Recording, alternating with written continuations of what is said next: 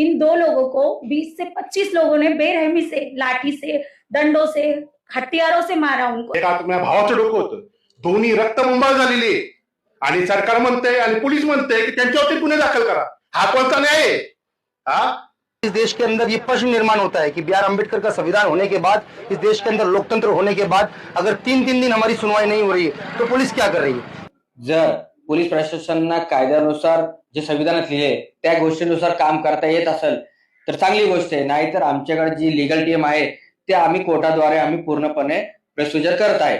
जो हुआ फरीद शेख और फैजान शेख, इन दो लोगों को 20 से 25 लोगों ने बेरहमी से, लाठी से, डंडों से, हथियारों से मारा, उनको इतना जख्मी किया और पुलिस ने उल्टा उन्हीं पर केस किया कि ये दो लोगों ने इतने लोगों को मारा।